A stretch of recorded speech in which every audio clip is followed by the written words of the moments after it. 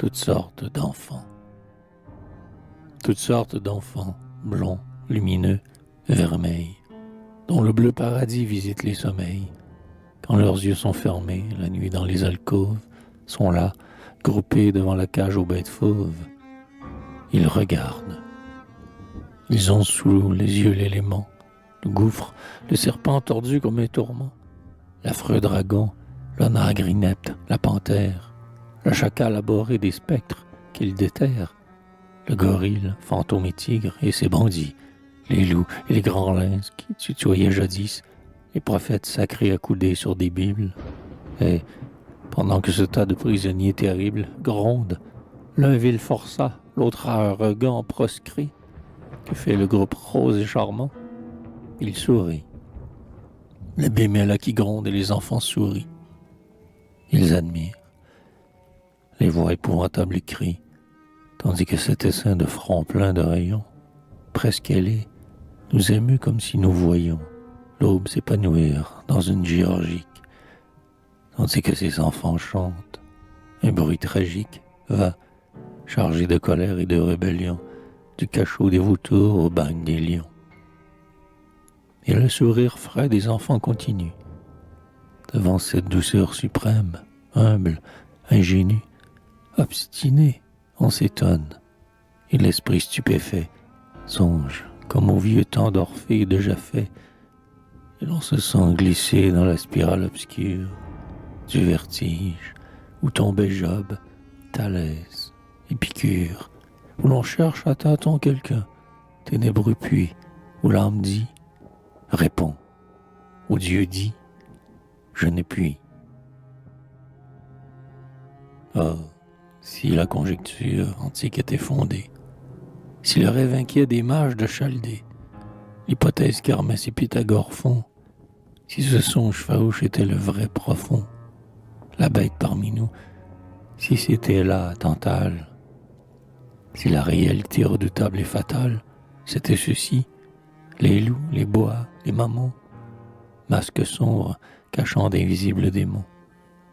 Oh, ces êtres affreux dont l'ombre est le repère, ces crânes aplatis de tigres et de vipères, ces vils fronts écrasés par le talon divin, l'ours, rêveur noir, le singe, effroyable sylvain, ces rictus convulsifs, ces faces insensées, ces stupides instincts menaçant nos pensées, ceux-ci pleins de l'horreur nocturne des forêts, ceux-là fuyant aspect, flottant, confus, secrets, sur qui la mer est pensée moire et ses nacres, ces larves, ces passants des bois, ces simulacres, ces vivants dont la tombe animale engloutit, ces fantômes ayant pour loi les appétits. Ciel bleu, s'il était vrai que c'est là ce qu'on nomme les damnés, expiant d'anciens crimes chez l'homme, qui, sortis d'une vie antérieure, ayant dans les yeux la terreur d'un passé foudroyant, viennent, balbutiant d'épouvante et de haine, dire au milieu de nous les mots de la géhenne, qui tâchent en vain d'exprimer leur tourment, notre verbe avec le sourd rugissement. Tas de forçats qui grincent et grondent, aboient et beuglent, muets et hurlants qu'éclaire un flamboiement aveugle. Oh, s'ils étaient là, nus sous le destin de fer, méditant vaguement sur l'éternel enfer, si ces mornes vaincus de la nature immense se croyaient à jamais bannis de la clémence, s'ils voyaient les soleils s'éteindre par degrés, et s'ils n'étaient plus rien que des désespérés. Oh, dans l'accablement sans fond, quand tout se brise, quand tout s'en va, refuse et fuit, quelle surprise pour ces êtres méchants et tremblants à la fois d'entendre tout à coup venir ces jeunes voix. Quelqu'un est là.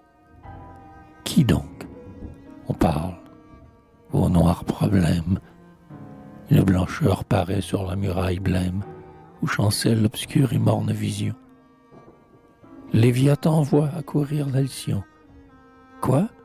Le déluge voit arriver la colombe. La clarté des berceaux filtre à travers la tombe et pénètre d'un jour clément les condamnés.